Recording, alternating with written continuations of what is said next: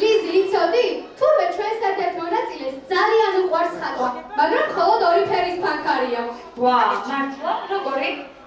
შავი და თეთრი, ხოლო თავის დედიკოს თხოვს, რომ ფერადი ფანქრები უკიდოს, რათა ვარდისფერი დედოფალა და იისფერი ჩიტები რო დახატოს. მოდი მოვიწვიოთ სცენაზე.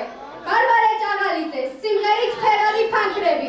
აპლოდისმენტები შენ!